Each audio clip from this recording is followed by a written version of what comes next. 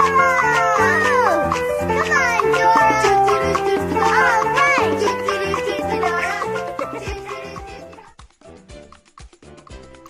Hola! Soy Dora. Today, I am visiting the Frontier Culture Museum to find out what kind of clothing people wore for my school play called Cultural Universals.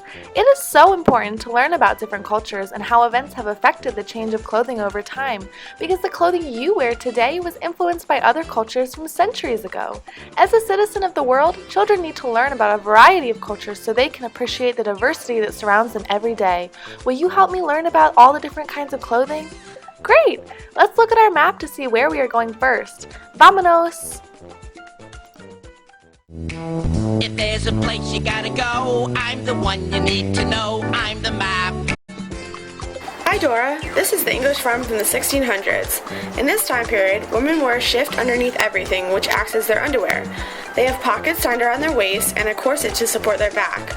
On top of those, they also have numerous layers of petticoats, which looks like a dress.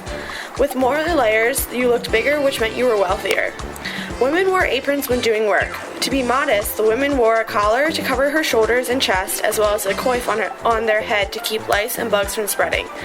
Jackets and capes kept people warm in the winter and were made of wool because it doesn't absorb water when it's raining. The men would wear breeches, which are like pants and have a loose shirt. When working in the fields on their farm, they would be wearing older clothes which can get dirty. Farmers had to shear the sheep for wool, which was the most popular trading item at the time, and most of their clothes were made with it. Children would wear dresses when really young and then dress similar to their parents as they grew up. Boys needed to earn their breeches, which meant that the children had to earn the respect of their father in order to work next to him on the farm. The women of the house would help on the farm sometimes, but they were mostly making their clothes, cleaning, and cooking. A simple task like washing clothes took hours and lots of water, so they didn't wash them a lot. Thanks for visiting, Dora. I'm the map, I'm the map, I'm the map, I'm the map, I'm the map, I'm the map. Welcome to Ireland, Dora. We are on an Irish farm from the 1700s. On this farm, the family worked in the fields to harvest flax, which they would turn into linen. We used linen to make our clothing and sheets. To make linen, the farmers would harvest the flax and then go through a long process to make it able to be weaved on a loom. To do all this work, women would wear a petticoat and an apron, similar to the English farm we just visited. Men would wear breeches and a waistcoat. A wool coat would be worn in the winter if you own one. During this time, England had very strict trading restrictions on wool, so it was hard to get wool to make a coat, which is why linen was the most popular to make clothes. These farmers would have also traded their linen to get other things such as drapers, which were natural dyes made from insects, indigo, and herbs to dye their clothes various colors. With the linen these farmers made, the women would make clothes for their family. Each family member would have around 1 to 2 outfits. I know that doesn't seem like a lot, but that was all they could afford. The kids didn't get a pair of shoes made by the cobbler until they were around 10 years old, which was when their feet would stop growing so fast. Children would wear outfits that were passed down from their siblings so that their mother didn't have to make the same something for every child. Good luck with your play, and I hope you find out lots more information. You need to know I'm the map. I'm the map, I'm the map. If there's a place you Hola, Dora. In Germany, clothing was typically made out of wool. Guilds were used to make fabric in order to support the monopoly and keep people from making fabric themselves. Clothing was a big indicator of social status and wealth in Germany. Peasants would purchase their own fabric and supplies in order to make their own clothes at home, while the wealthy would get a tailor to make clothes for them. Modesty was expected in the way women dressed, so they would cover almost their entire bodies. Their daily outfit typically consisted of a shift underneath all of their clothing with a few layers of petticoats on top. Wealthier women would generally have longer petticoats that fell to the floor. On top of the petticoats was the lace-up girdle, which was made from pad stitching and many layers of fabric to create a stiffness to support the breast. Finally, the stomacher was shown through the front opening of the girdle. The stomacher could be changed and could be a variety of colors. The women would also wear an apron to protect her clothes, because aprons were more easily washed than the actual outfit, and kerchiefs and scarves were worn only when the women were not working in the fields.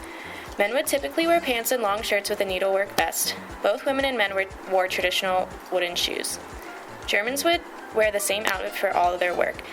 Many also had another outfit for important events and social gatherings. Hair was typically covered to show status and keep hair clean, but young girls' beauty was shown through the hair, so they would braid it or decorate it with flowers when going to an event. Children dressed exactly like the adults, and both young boys and girls would wear petticoats and dresses. Boys began wearing breeches after they were toilet trained. I hope this helps, Dora. I'm the map. I'm the map. I'm the map, I'm the map, I'm the map, I'm the map. Hi Dora, welcome to America. The first settlement you'll be visiting is home to the Eastern Woodland Indians from the Native American settlement. Prior to the Europeans coming to America, the people during this time generally wore animal skin as their clothing because animals were readily available. They would use bear fur to keep them warm in the winter, as well as deer and bear skin. They used a process known as tanning to preserve the skin to use as clothing. Once the Europeans arrived, they brought with them cloth, linens, and wool, which changed the way the Native Americans dressed. The linens were cooler for the summer, and the wool could be made colorful. The women wore wrapped skirts, wool coats, and shifts. Men generally wore a breechcloth made of wool or deerskin, as well as deerskin moccasins. They also painted themselves with red and black paint. Because children were growing so quickly, they often did not wear much clothing until they reached puberty, but they did make sure to protect their feet. For special occasions and meetings, the women wore ceremonial dresses, and the men painted themselves in colorful war paint. Dora, I hope you enjoyed your trip to the Native American farm and learned a lot about what the people generally wore for your play. I'm the map, I'm the map, I'm the map, I'm the map, I'm the map. Hi Dora, welcome to the 1740s American settlement. Here you will find an Irish couple who was one of the first people to settle in the New World. They lived on a frontier and therefore had to do all of the work and build their settlement from scratch.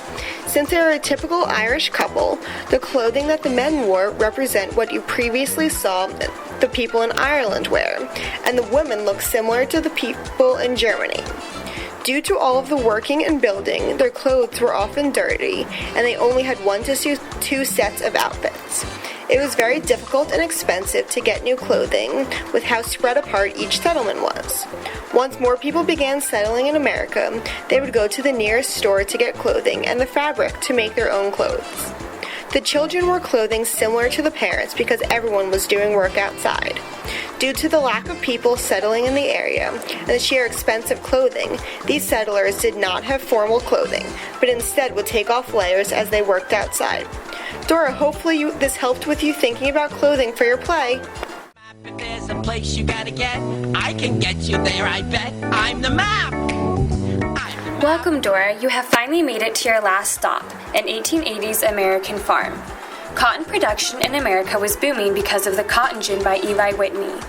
Higher-class families could afford to buy a sewing machine, but women from the lower classes had to hand sew their clothes, which now could include up to 4 different outfits. The dress pictured was the typical farm woman's work dress. All their clothes were worn with multiple layers. The first layer would be the shift. Next came the corset, which offered back support during a long day of working on the farm.